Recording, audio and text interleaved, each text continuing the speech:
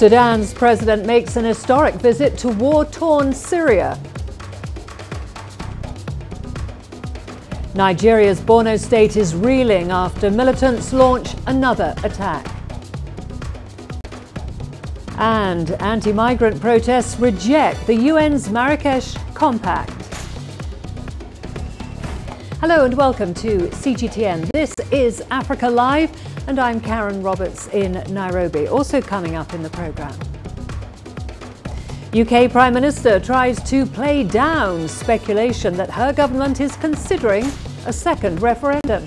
And in your sports news, South Africa gear up for Pakistani Test cricket match starting on Boxing Day. Sudanese President Omar al-Bashir is in the Syrian capital, Damascus. This is the first such visit by an Arab leader during Syria's 7-year conflict.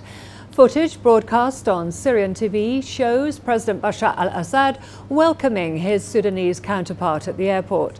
The two leaders held talks in the presidential palace about developments in the region and in Syria. Many Arab countries have shunned Assad since the conflict that began early in 2011 after protests calling for his downfall swept Syria aside.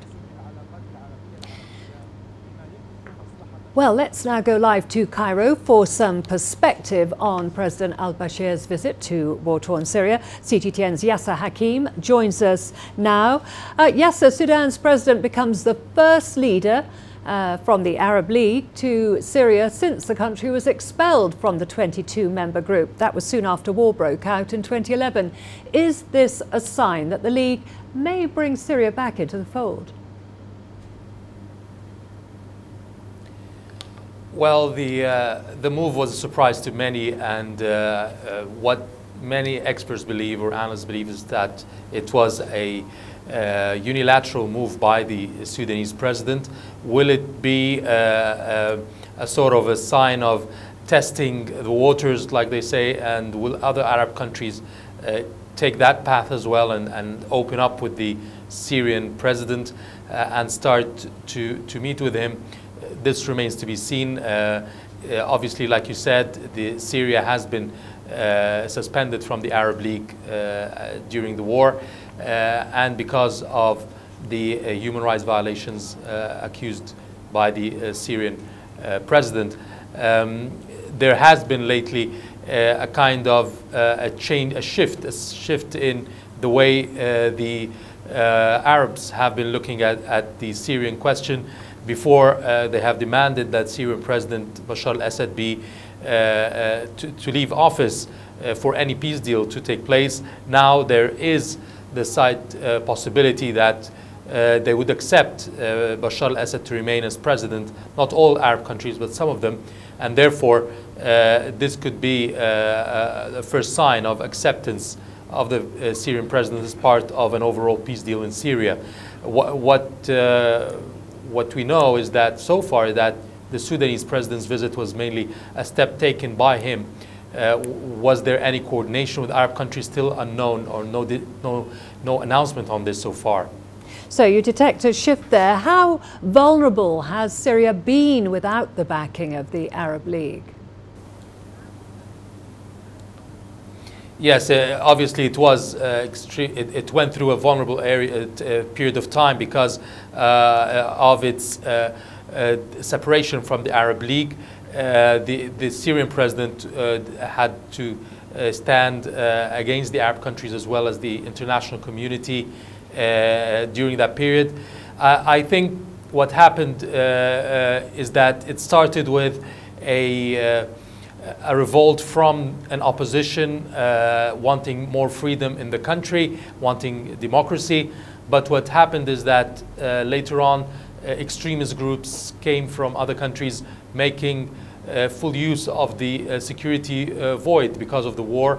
And the situation became more complex, whereby there are now extremist groups inside Syria fighting, and there are the opposition calling for democracy, and there is the government. And this whole complicated situation, which also opened the door for foreign intervention, has made the situation more complex, and therefore there was fear now that if Bashar al-Assad is dropped, what would take over could be the extremist groups and militias rather than the democratic forces.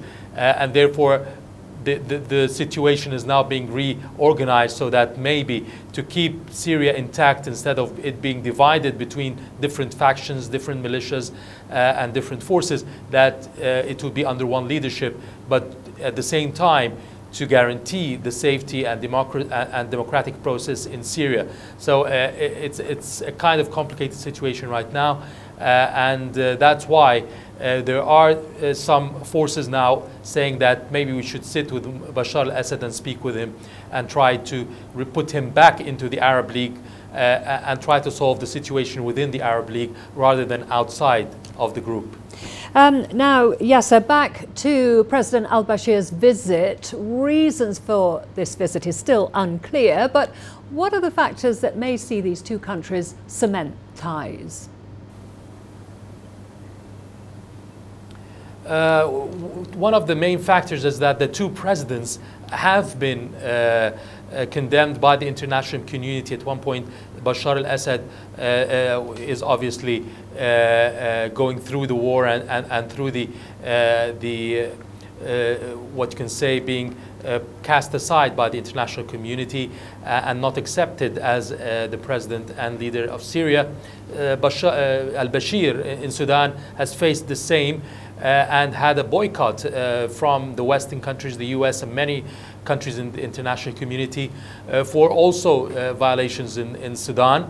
And this boycott and ban by the US and the UN has been eased in the last year.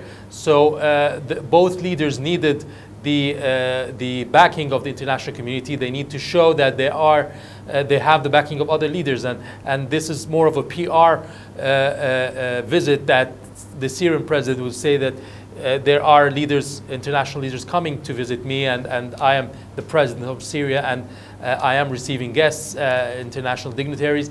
At the same time, the Sudanese president is traveling to another country, which is a rare occasion when he can travel outside Africa because of the ban, and therefore he's also cementing his position as a president of a state who can move around and visit other leaders or other presidents. So it helps both leaders, in particular personally, this visit, but at the same time, Sudan says in a statement after the visit that it is sending a message that it is supporting a united Syria and a legitimate leader in Bashar al-Assad, and it rejects the divisions in Syria, or any kind of divisions in Syria, or to try to oust the leadership there. So they're sending messages of unity and support to each other in tough times for both countries, Syria and Sudan. Okay, thank you very much for that update. That was CGTN's Yasser Hakim there on the visit by Sudan's President al-Bashir to Syria.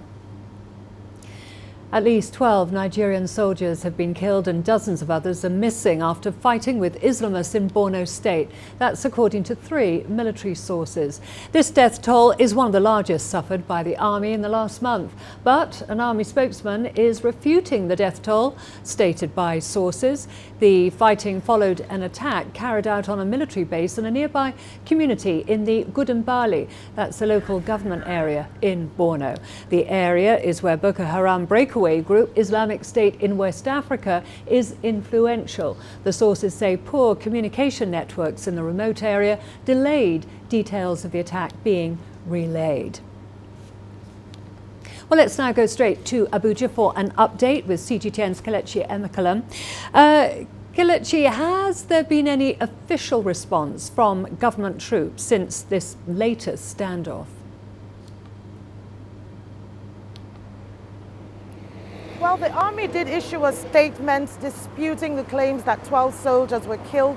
According to the statement, insurgents opened fire on troops while aid materials were being distributed in Gudumbali local government area, that's in Borno State. Well, the army claims troops were able to maneuver and deal with the insurgents there, although one soldier was killed during the encounter while another was injured. And Kelechi, is there any idea who's behind the insurgency?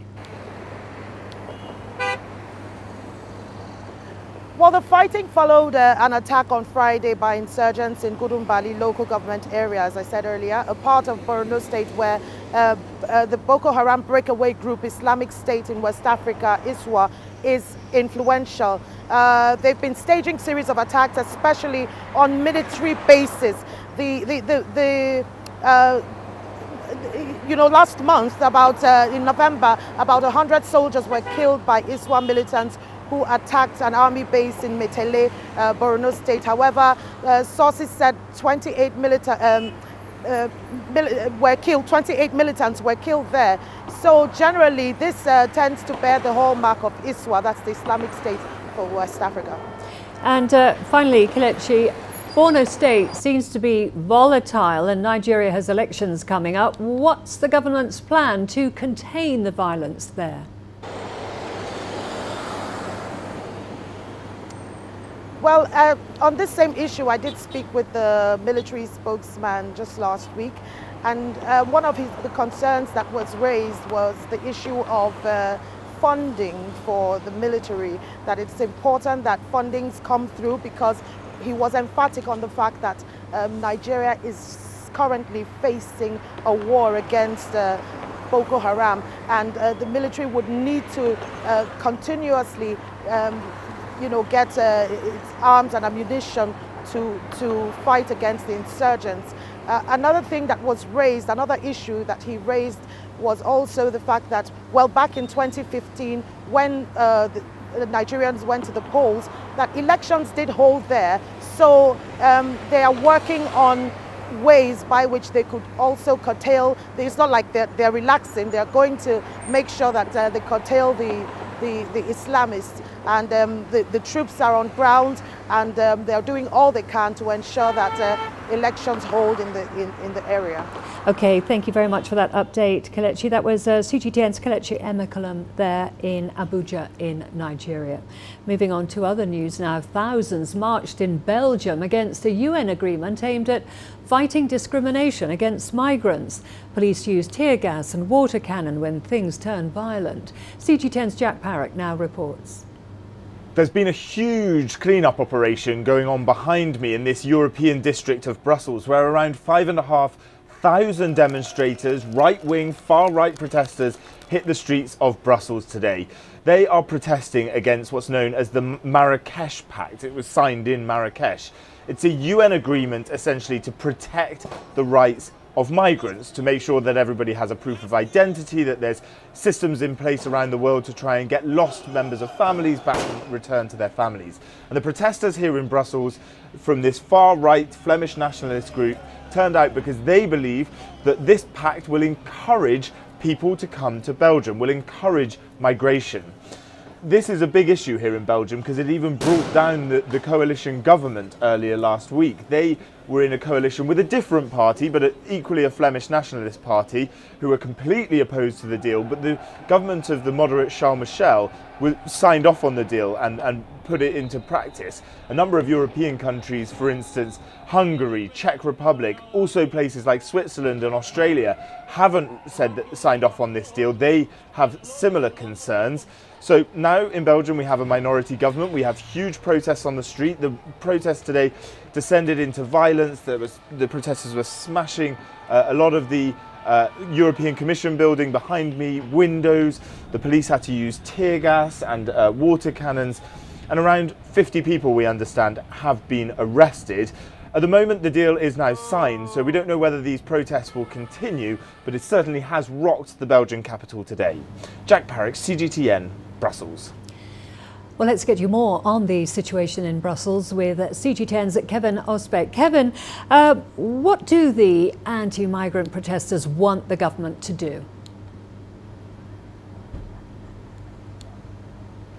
Well, they were calling for Charles Michel, the Prime Minister of Belgium, to step down yesterday as they were gathering right there behind me. You can see a very different picture now on this late Monday morning than it was yesterday afternoon. You saw in Jack's report there the incredible images from the EU district here.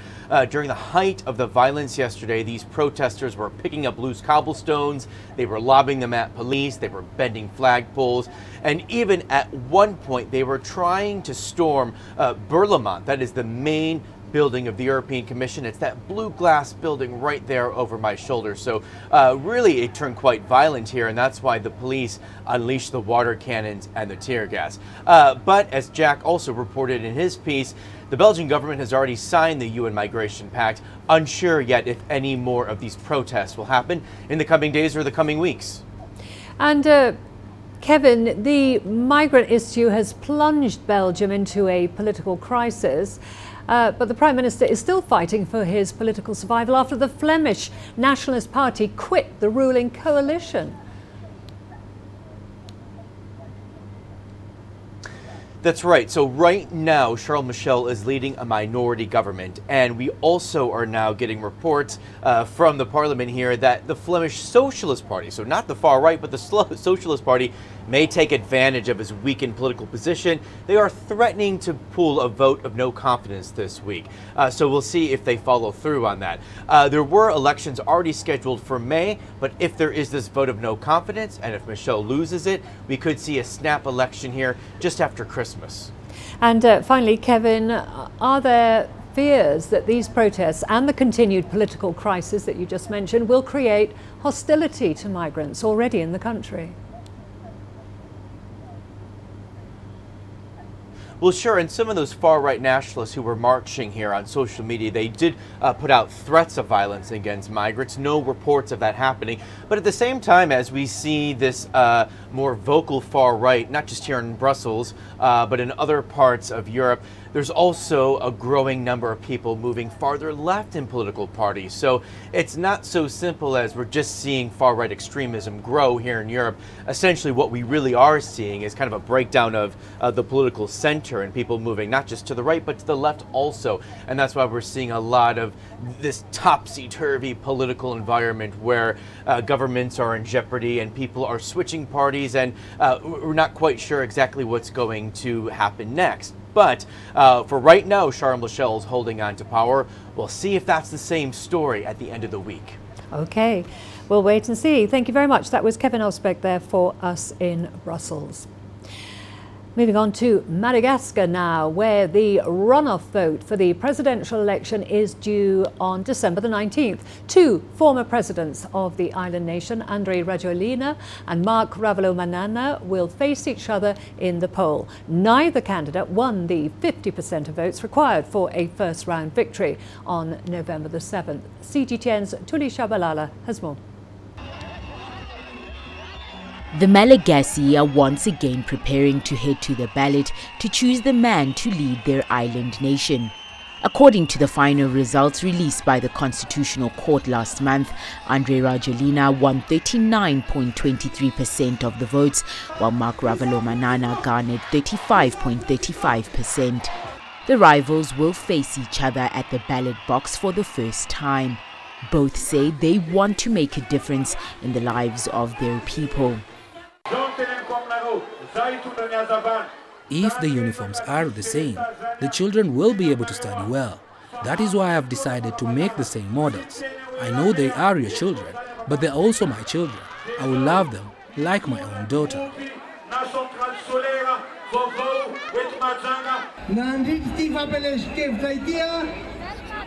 The projects we have for Mahajanga, I'm telling you, we will really carry them out. It's a modern project which will deliver jobs for young people and help women and farmers. I will bring light next year. I am going to have a new solar power station constructed in Mahajanga to reduce the cost of electricity. Both Ravalomanana and Rajoelina were banned from running in the last election in 2013. The country was under international pressure to avoid a repeat of deadly political violence that engulfed the island in 2009. Judges at the country's Constitutional Court have cautioned the two hopefuls to avoid provocation as they head to the final stretch of the election. Thuli Shabalala, CGTN. A recent study titled Expectations and Satisfaction of Sub-Saharan Students in Tunisia has shed light on the difficulties facing foreign students in the North African state. Experts have called for a greater focus on the internationalization of Tunisian higher education and the promotion of Tunisia as a desirable destination for students from Sub-Saharan Africa. According to a study published by the National Observatory of Migration conducted among a sample of 75 sub-Saharan students of 17 nationalities, with an average age of 26 years, 68% of sub-Saharan students living in Tunisia report having encountered problems with a deposit or renewal of their residence permit. This is an unsustainable situation. Students can neither subscribe to private or public universities, nor rent a house to have a permanent address. This is unacceptable. The same source mentioned several other difficulties encountered by the students surveyed. The limitation of financial means is also a major obstacle. 76% of fellows require a source of additional money for daily expenses. 92% of non-scholarship students depend exclusively on their parents or a relative to finance their studies. The remaining 8% are gainfully employed or have personal savings.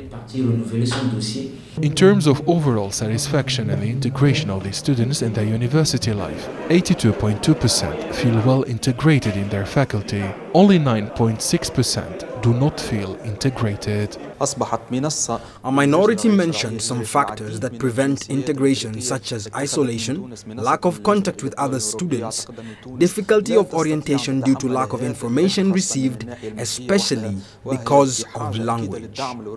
The National Observatory of Migration said that 69% of sub-Saharan students feel well integrated in Tunisia.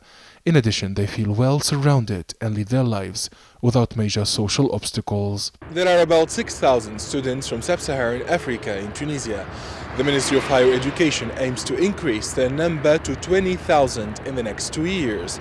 The civil society has called on the government to create a favorable climate in order to encourage foreign nationals to visit and to study in the North African state. Adnan Shawashi, CGTN, Tunis. Some news just in. The US military says it has launched an attack on Islamist militants in Somalia. The US Army says it carried out 6 airstrikes and more than 60 al-Shabaab militants were killed. Stay tuned with CGTN for more on that story as we get it. We are going to a short break now. Don't go away. Lots more to come, including Rome has also been a scene of protest over immigration policies. And there's been reaction to the death of a young migrant girl in US custody.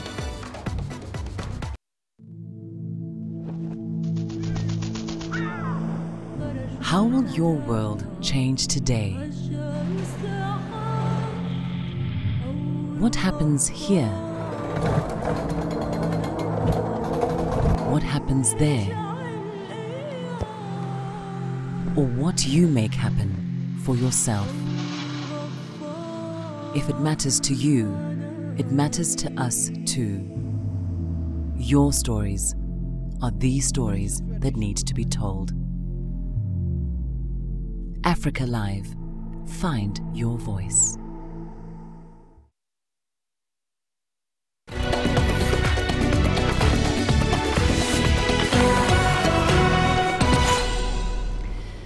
Rome has seen thousands take to the streets to protest about the government's immigration policies, including the so-called Salvini decree. The controversial bill was signed into law earlier this month. Its aim is to reduce the number of migrants granted humanitarian protection. Some 100,000 migrants are estimated to hold the permit, which enables them to work and qualifies them for shelter. There are now concerns that they could end up living on the streets if they lose this status. Well, immigration is also roiling American politics following the death of a young migrant girl in US custody. As CGTN's Toby Muse explains, it comes as lawmakers in the US argue over funding for a border wall. The White House repeated its threat on Sunday to shut down the federal government if it doesn't get $5 billion in funding for a wall along its southern border.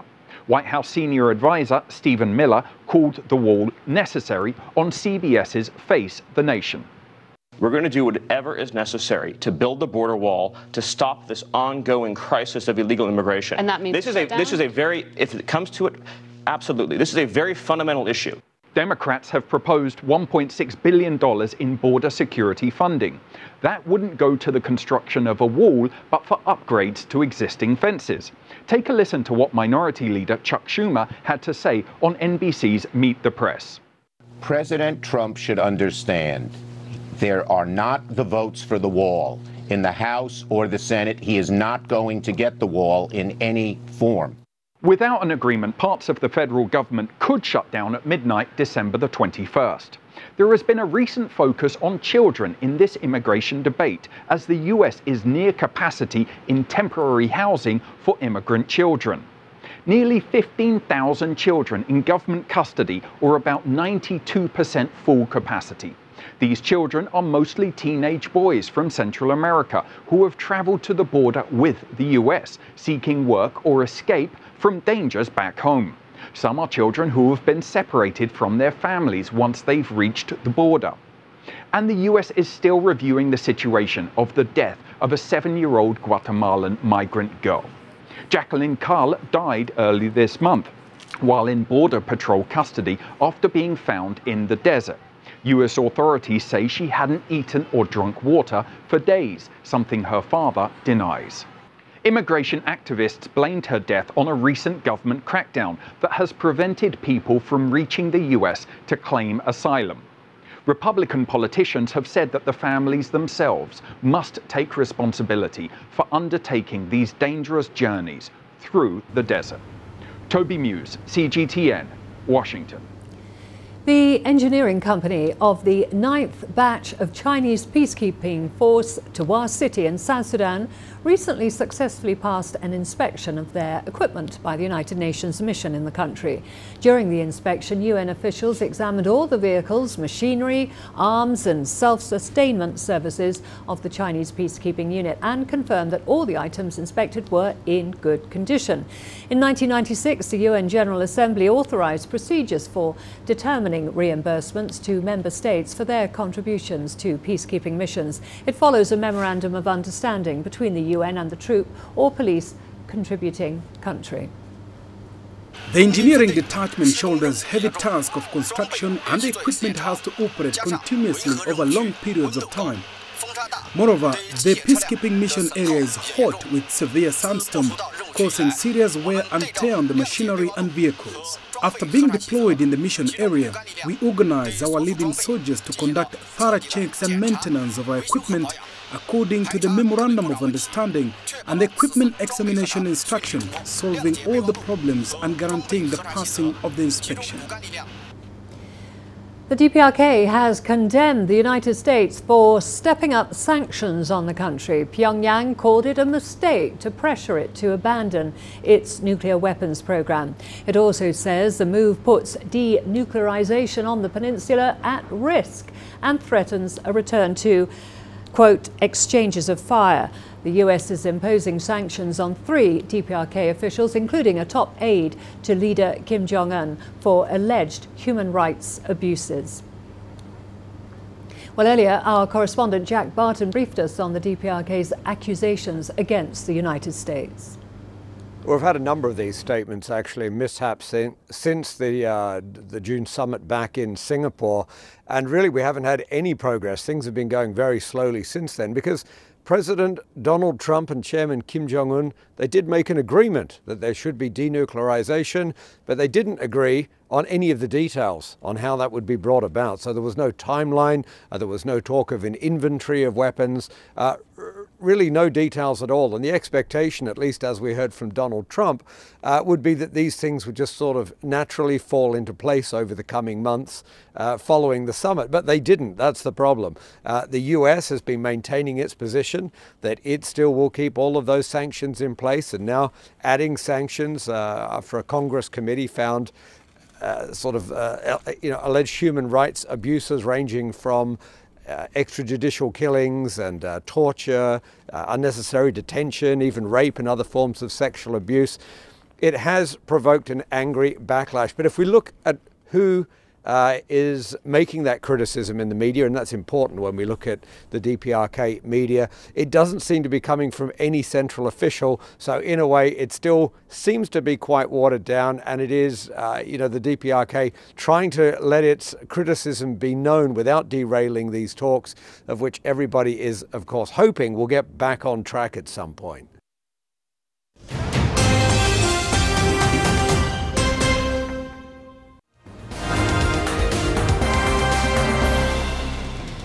A quick recap of our top stories now. Sudanese President Omar al-Bashir is in the Syrian capital Damascus. The two leaders held talks in the presidential palace about developments in the region and in Syria. Many Arab countries have shunned Assad since the conflict that began early in 2011 after protests calling for his downfall swept Syria. Nigeria is still facing a tough battle against militants. At least 12 Nigerian soldiers have been killed and dozens of others are missing after fighting with Islamists in Borno State. That's according to 3 military sources. This death toll is one of the largest suffered by the army in the last few weeks, but an army spokesman is refuting the death toll stated by sources. The United Nations Compact for Migrants has sparked protests in Belgium. Thousands marched in Brussels against the UN agreement aimed at fighting discrimination against migrants. Police used tear gas and water cannon when things turned violent. And those are the main stories that we're covering.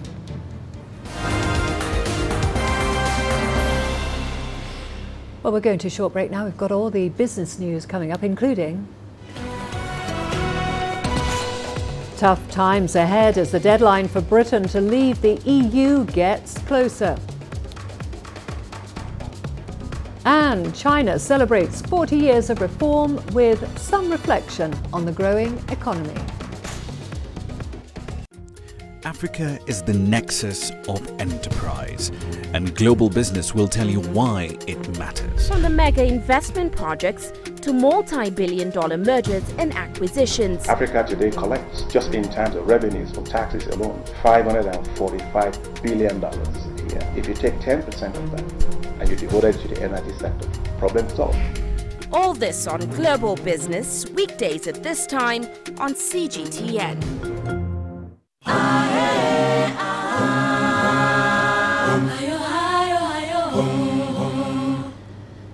Now to the latest on Brexit. British Prime Minister Theresa May is set to state her opposition to a second referendum. In extracts released in advance from her speech, she warns lawmakers that such a vote would do irreparable damage to British politics. She also says another referendum would also further divide their country when unity was needed most. Politicians have weighed in on suggestions for a second vote to determine Britain's fate. A second referendum would be divisive. We've had the people's vote, we had the referendum, and now we've got to get on with implementing it. And to my mind, going back to the people and asking them to give the final say on whether they want to do Brexit on this basis or not is the right way to go. Well, dozens of MPs from all the main parties also support a second referendum. There have also been reports that government officials are considering this. May has delayed a crucial vote by MPs on the draft Brexit deal until next month, leaving the political scene in limbo. Well, CGTN's Richard Bestick now joins us live from London. Richard, what can we expect from Theresa May today? Oh, Karen, I think we can expect a passionate and in many ways a very personal response from the Prime Minister to all this talk of a second referendum. Over the weekend, as you were suggesting there, it became apparent from stories in the Sunday papers that members of her cabinet were apparently plotting with the Labour opposition a path to a second referendum. She'll come out heavily against that when she addresses Parliament. She holds the view, as you heard there, that a second referendum is a denial of democracy. The trouble is, it's difficult to see where else the Brexit adventure can go. She was forced to pull the vote on her deal with the EU last week because she faced a massive and humiliating defeat. There's little apparent appetite in Parliament for a no-deal Brexit. The Treasury and the Bank of England both saying that would be an economic disaster. So the only way to find a way out of the logjam is to run it past the people again, or at least that's the view of many MPs. The difficulty is what will go on the ballot paper. May's agreement, May's deal, no deal, Remain. As yet, nobody's come up with an answer that satisfies everyone in that direction. And we're only just over 100 days to go before Britain leaves the European Union. Well, absolutely, and as you say, it's unclear as to what would actually be on the ballot paper should there be a second referendum. Is there anything that the Prime Minister can say which will bring on side members of Parliament, do you think? It's very difficult to see what she can say to appease anyone. Look at it this way. In the last couple of weeks, the Prime Minister has spoken to Parliament for something like 12 straight consecutive hours. MPs pretty much know what she's thinking, and they know full well that she won little in the way of concessions when she travelled to Brussels on Friday. She was told forcefully that there'd be no renegotiating the Brexit deal. What MPs will be demanding to know in a loud voice is when they're going to get their vote on Brexit, on the Brexit deal. The government, as you said, Karen, will only say that it'll be by January the 21st. But until we get that vote, and the deal is said to be dead in the water, we can't know what the government's next move will be. OK, thank you very much. That was CGTN's Richard Bestick in London there, following the twists and turns of Brexit. Moving on to other news now. This year marks the 40th anniversary of the official beginning of China's reform and opening up policy. For the past 40 years, China's economic progress has seen an extraordinary growth. The policy was launched back in 1978. The country's GDP at the time accounted for just over $245 billion, and per capita disposable income stood at $114. However, today, China's total GDP has grown miraculously at an average annual rate of 9.3%, with per capita disposable income seeing an increase of up to $3,800 in 2017. The rise of Shenzhen is definitely a showcase of China's reform and opening up. 30 years ago, the city had only 30,000 people, but now it has more than 10 million and is home to some of the world's largest companies. Still in China, Xiaogang Village is known as the birthplace of rural reforms in the country, as CGTN's Omar Khan tells us. After 40 years of reforms and opening up, the village has seen a substantial transformation. Xiaogang Village in eastern Chinese Fengyang County was the first in China to implement a household responsibility system, under which land was leased to families in return for the delivery of fixed output quotas. In 1978, the total amount of grain production in the village was only around 148,000 tons. But after decades of rural reform, the total amount reached nearly 750,000 tons in 2017, around 5 times more than 40 years ago. The pioneers of the household responsibility system say that the primary purpose of the rural reform is to increase the added value of land through land transfer and distribution.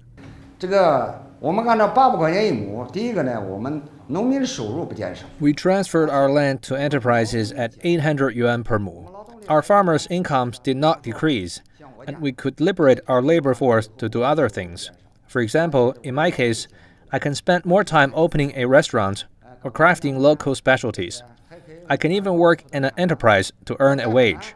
All these are measures we took to increase farmers' incomes. Officials say that in order to enhance the development levels of modern agriculture in Xiaogang, China's Ministry of Science and Technology has approved to establish a new project, a modern agricultural science and technology park. This project has just been issued, and it's about to be implemented. After the implementation of this project, the current technical level of grain production and agricultural production, as well as the technical level of agricultural processing, will be greatly improved. We will use new technology, new materials, and new products to promote prosperity. Xu believes that Xiaogang village is not only limited to agricultural development, but can also be reinforced in many other aspects.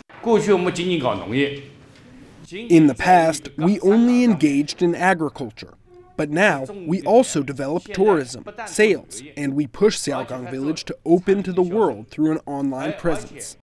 And the key to agriculture are the mechanisms. Only new mechanisms can help reduce the burden on farmers and increase their incomes. Therefore, we must continue to deepen reforms. The great reform leads to great development, and small reform leads to small development. It's difficult to achieve development without reform. 40 years on, and just like Yan believes, rural reforms are bound to continue across China. Omar Khan, CGTN. We're going to a short break now. When we come back, the 4th edition of the Maasai Olympics takes place in a bid to preserve lions in the wild. That story and more after the break. When you look at Africa, what do you really see? Do you see fast-growing, endless deserts and parched earth? Or do you see the biggest opportunity for an agricultural revolution in a generation? Do you see crowded, unplanned cities or vast, untapped markets? Do you see a population at risk, or do you see a billion-strong opportunity to grow the next wave of multi-billion-dollar firms in Africa? When you look at Africa, what do you really see? Join us in Global Business and see Africa through our eyes.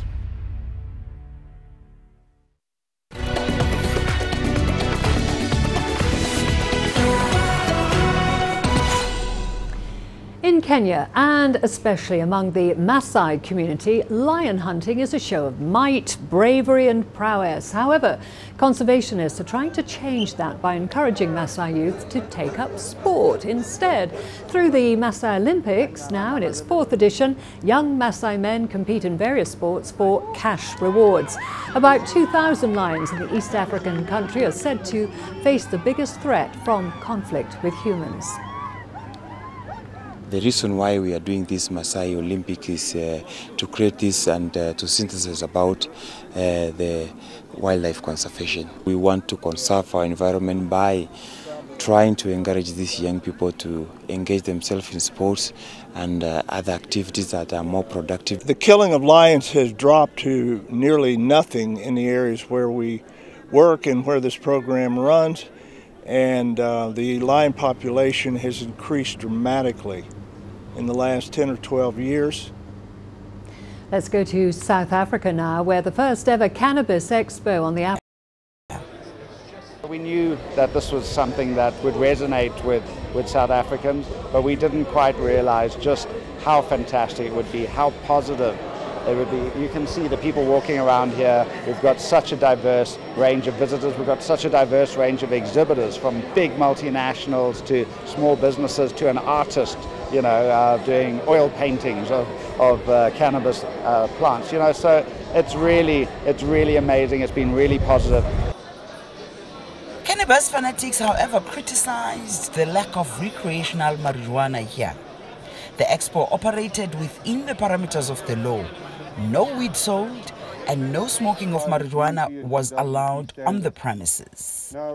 That's a recreational side of cannabis, but that recreational side is certainly encompassed at the Cannabis Expo. If you come here, you can buy all sorts of, you know, bongs and smoking apparatus and grinders and things like that. So that side is certainly covered if you're interested in cannabis. But there is so much more to the cannabis industry.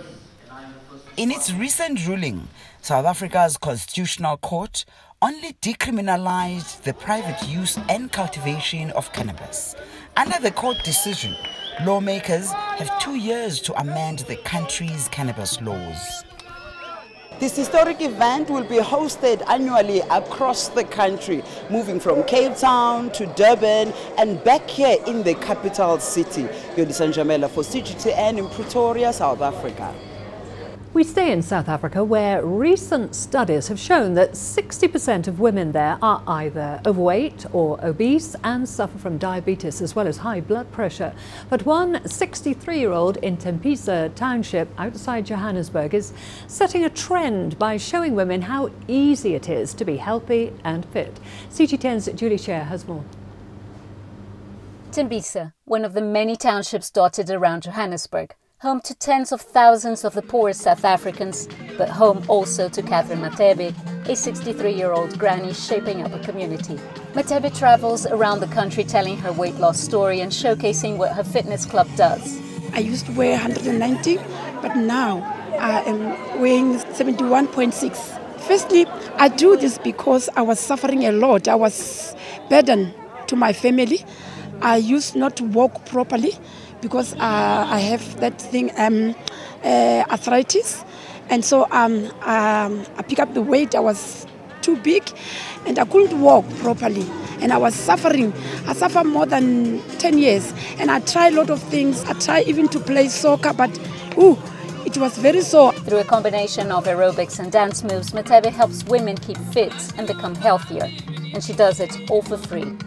Me doing this, they said, oh, you looks nice. I started to lose weight a little bit. And they asked me, where have you been to the doctor? Which doctor have you been? Because they know I've been suffering many, many years.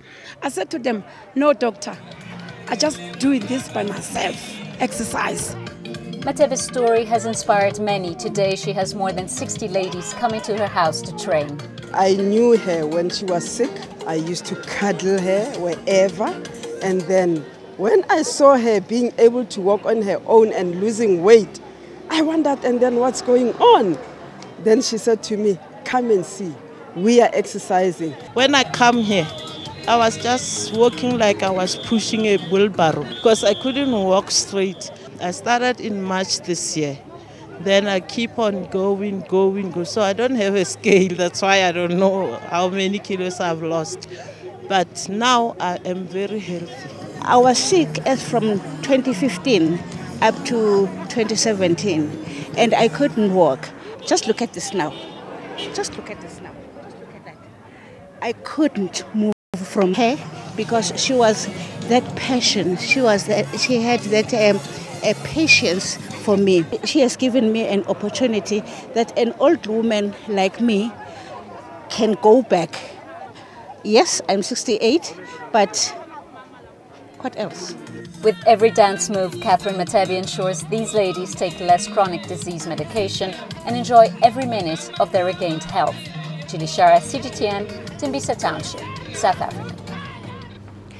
Wonderful. Anyway, elsewhere in Cape Town, it was all about the hair, and there was quite a lot to see. The Natural Hair Fest showcased stunning natural hairstyles. It was the biggest independent natural hair event in the country. Attendees were treated to music, food, and plenty of photo opportunities. The event was first created in December 2016 by Cape Town Naturally. This is the third annual Cape Town Natural Hair Festival. The first one that they did a couple of years ago was a very small event. It's grown tremendously over the last 2-3 years. There's, I would say, imagine about 3,000 people in this venue right now. And it's an amazing event because this is an event where people in the natural hair community, not only in Cape Town but all over South Africa, come together and share ideas and thoughts about how to take care of their natural hair. There is a perception, not only in Cape Town, not only in South Africa, but all over the world, that people who have straight hair is much more prettier, and that straight hair is much more prettier than people with natural kinky coils and African hair for that matter. And the idea behind this festival is to showcase, tell people that you are beautiful as you are. Your natural God-given hair is as beautiful as anybody else's. And the idea with this is just to get those people together, that community together, to help them take care of themselves, to help them love themselves for who and what they are. And it's a beautiful event. For me, it was really nice to see a lot of curly girls coming together and being yourself and just letting your hair literally down. And yeah, experiencing everyone. So it was very informative, very nice. Yeah. For the same time, for me and uplifting as well. All the sport coming up after the break, including South Africa gear up for Pakistani Test cricket match starting on Boxing Day.